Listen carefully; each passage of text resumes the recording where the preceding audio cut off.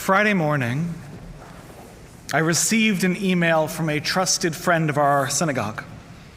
This person is one of our Christian allies, a regular supporter and advocate for our community. And first they checked in, having seen the news of Israel's preemptive strike on Iran's nuclear program. Were we okay? Is the synagogue okay? Thank God. And the second was a more complex theological question. And they wrote to me simply asking, is this the beginning of Ezekiel 38 and 39? Some context.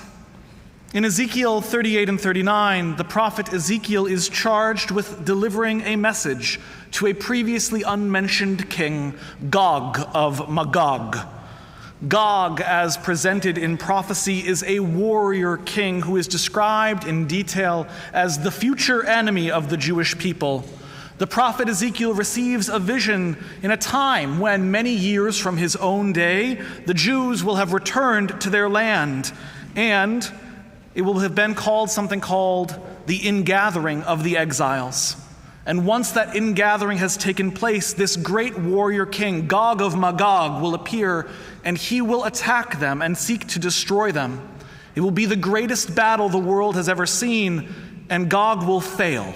For once again, God will defend the Jewish people, and then, says the prophet, the land will finally be at peace. In Jewish texts, in the Talmud, in the Midrash, in the Hasidus, in the Kabbalah, this battle with Gog and Magog has become associated with the eventual arrival of Mashiach, of the Messiah, and the beginning of the Messianic era. And depending on the rabbinic sage, this upcoming battle with Gog-Magog is either terribly important or an utterly trivial footnote. The Rambam, for instance, acknowledges that yes, one day there will be war with Gog and Magog, but do not be concerned about it because it is part of the general prohibition that you should not be too invested in the matters of the Messianic era. Meanwhile, Rabbi Yosef Albo of the 15th century took a significant chunk of his life analyzing every single war and evil king that the Jewish people had ever encountered from the 2nd through the 15th century in order to see if any of them qualified as Gog of Magog, to see if this prophecy had yet been fulfilled so that he could warn future generations that it was still coming. Which brings us back to the email I received yesterday. It's my understanding, and I should note that I am not an expert on this in any way, so I'm going to only speak in the most general terms, that parts of the Christian world understand the final battle with Gog and Magog to be enmeshed with the second coming of their Messiah. And some Christian groups then and individuals therefore see every single war which has happened since 1948, since the establishment of the State of Israel and the ingathering of the exiles, as fulfillment or possible fulfillment of this prophecy, and therefore the start of the further prophecies that they believe in which come from their New Testament. So what I wrote back to our friend who was asking me essentially is the war that started yesterday some kind of cosmic battle between good and evil, a portent of the end of days, was the following. To answer your question, I am torn.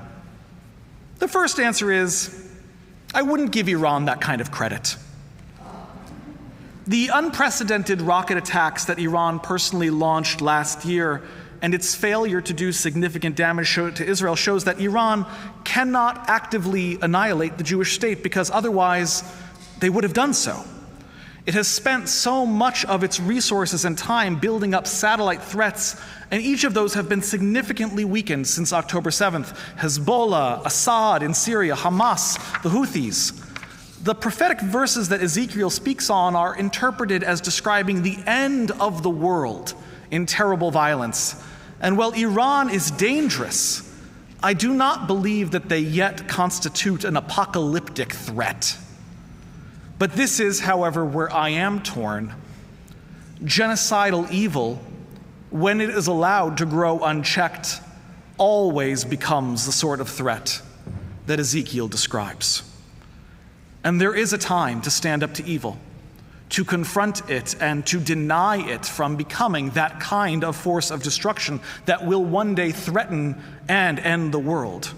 And whether or not Iran has the power to fulfill its threats today, it plans to do so in the coming tomorrows.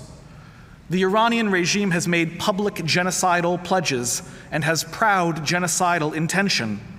And so please God, the actions of Israel today are a check against that, because Iran, armed with nuclear warheads and ballistic missiles, will indeed threaten the world as we know it, and could even bring it to its end.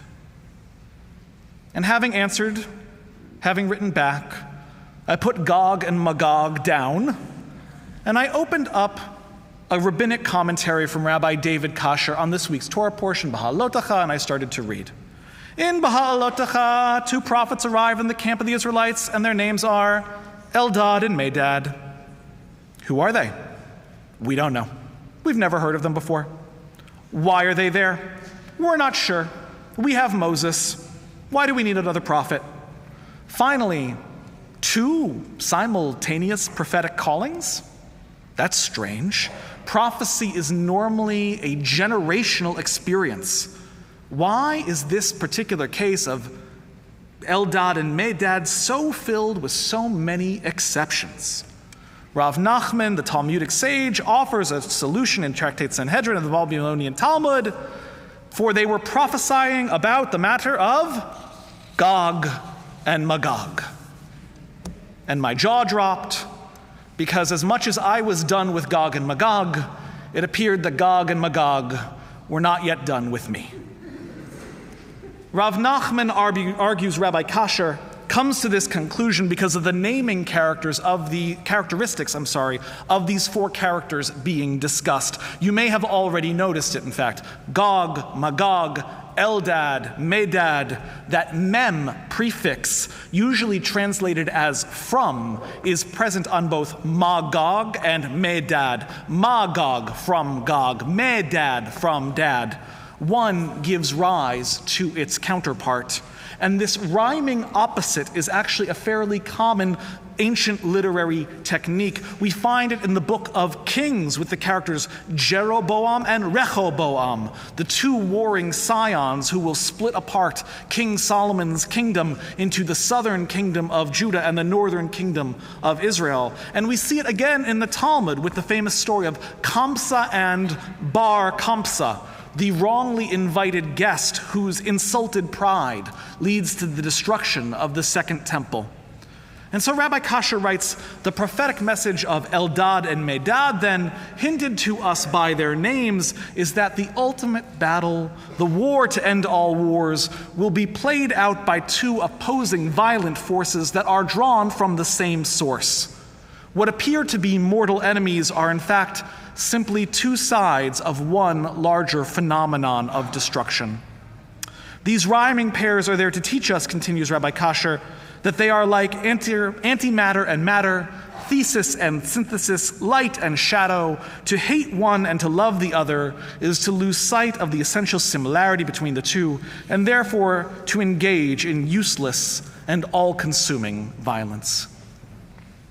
The rabbi closes by pointing out that throughout the upcoming book of Numbers, many forces will come to split apart the Jewish people, and many of them are either a twisted mirror or coming from an intimate familial bond. Next week, Moses will clash with his siblings, Miriam and Aaron. The rebellion, which is led by Korach, is a battle for Israelite leadership, but also a civil war inside the Levite clan. And Bilam, the sorcerer with his talking donkey, is a rival prophet to God, a dark reflection of Moses. The playful word game of Gog and Magog, Eldad and Medad, is a reminder, then, as we approach these chapters, that many times our foes represent our own worst impulses, the greatest internal critiques that we have of ourselves found inside another.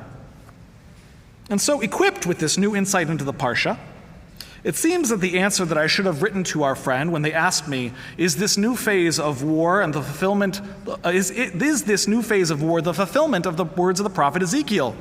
And what I should have written back to him was a simple and emphatic, no.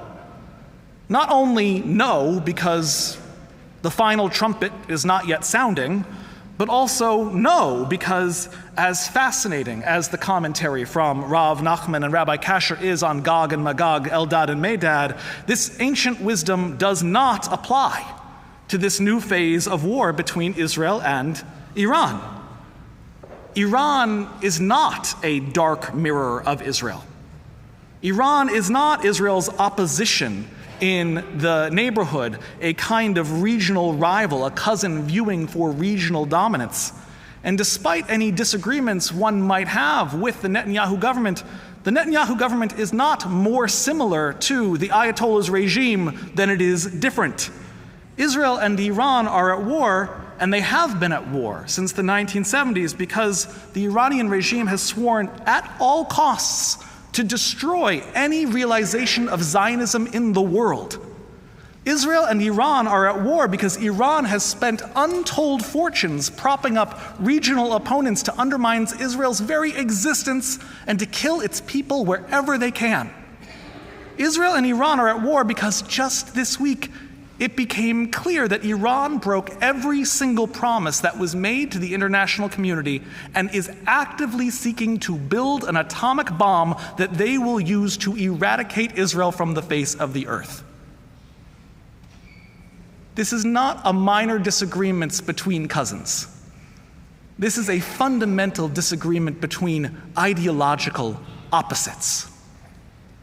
And sometimes an idea, a piece of Torah, comes to us explicitly to teach us something new, to give us a new perspective, to sharpen a thought, to give us insight, to reveal, to explore, to turn it and to turn it again.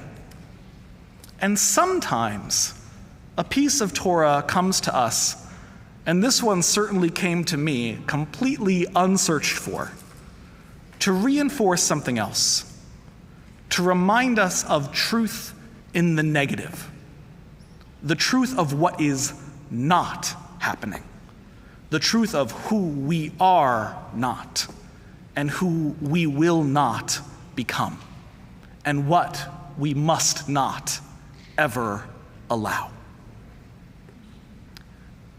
We pray for peace, and we pray for the peace of Jerusalem. Sha'alu shalom Yerushalayim. Shabbat shalom.